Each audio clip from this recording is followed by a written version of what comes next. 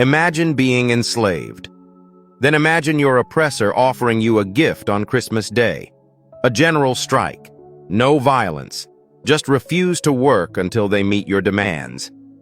So on December 25th, 1831, 60,000 enslaved Jamaicans did exactly that. 2 days later, nearly every sugar plantation on the island was burning. This is the Baptist War, the rebellion that changed the trajectory of the entire British Empire. Jamaica in 1831 was a powder keg. According to the Jamaica Information Service and historical records, enslaved people outnumbered white colonists 12-1, 60,000 out of 300,000. They worked the sugar fields, they built the wealth, they generated the empire's fortune. But slavery was dying. According to British parliamentary records, the abolition of slavery was being seriously debated in London. The question wasn't if slavery would end, the question was when. Then a Baptist missionary named Thomas Burchell returned from Christmas vacation in England. According to historical documentation, rumors immediately circulated among the enslaved community that Burchell was carrying official documents from King William IV granting full emancipation. The enslaved people believed freedom had already been granted. They believed London had set them free. All they had to do was demand their rights. But on December 24, 1831, the Jamaican governor made an announcement.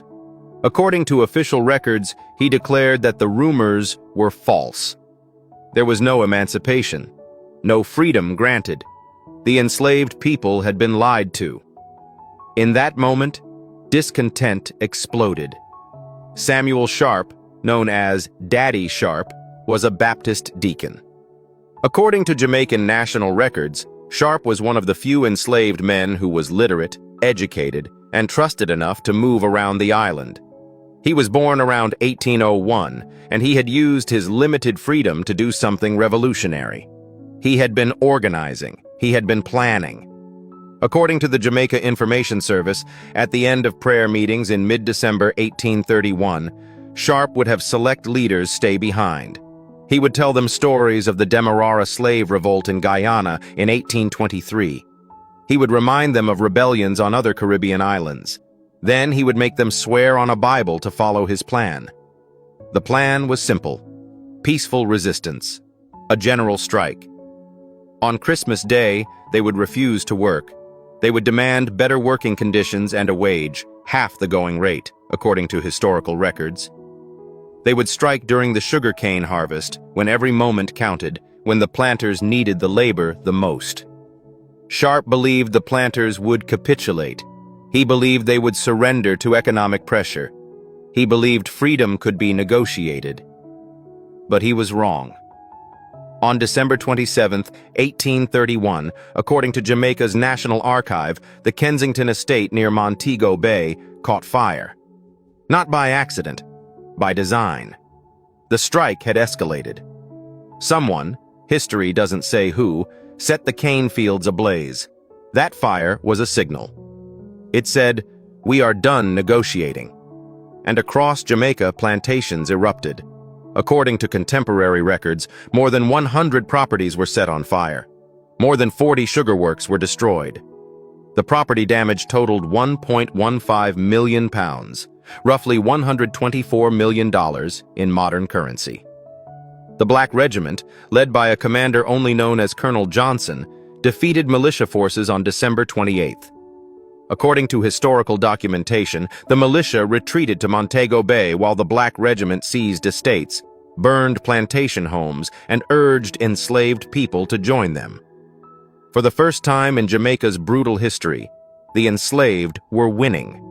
For the first time, they held power. But the empire responded with overwhelming force. According to records, the British Army sent regular troops. Sir Willoughby Cotton assumed command. Martial law was declared, and the Jamaican Maroons, themselves descendants of escaped slaves, were called in to suppress the rebellion. By the first week of January, the uprising was crushed. Then came the vengeance. According to multiple historical sources, the reprisals were worse than anything the rebels had done. Courts-martial were held. Trials lasted minutes. According to a missionary account from 1853, 3 or 4 people were executed simultaneously. Their bodies were piled up and dumped in mass graves on the outskirts of town. One person was executed for stealing a pig, another for stealing a cow. According to official records, 310 to 340 enslaved men and women were executed, including Samuel Sharpe, who was hanged on May 23, 1832, in what is now Sam Sharpe Square in Montego Bay. But here's what the empire couldn't kill: his legacy. Samuel Sharpe's sacrifice changed everything. According to British parliamentary records, the Baptist War accelerated the abolitionist movement in ways nothing else could. 2 years later, the Slavery Abolition Act of 1833 passed. By August 1, 1838, slavery was abolished throughout the entire British Empire. Every colony, every possession, full emancipation. The rebellion that lasted 11 days sparked a transformation that freed millions. In 1982, the Jamaican government declared Samuel Sharpe a national hero. His face now appears on the $50 Jamaican banknote. But that title came 150 years too late. He was already gone. Yet his words, spoken to missionary Henry Bleby while sitting in jail awaiting execution, still echo. "I would rather die upon yonder gallows than live my life in slavery." That is the Baptist War. That is the Christmas Rebellion. That is how one man's refusal to accept enslavement changed the world. Comment below. Samuel Sharpe believed negotiation was possible. How do you think history changes if the planters had negotiated? Share this with someone who needs to know that resistance works, even when it costs everything. Subscribe to Ikemefuna History TV because we're telling the stories of the rebels, the revolutionaries, and the ones who refused to be broken. What other untold stories of resistance do you want us to uncover?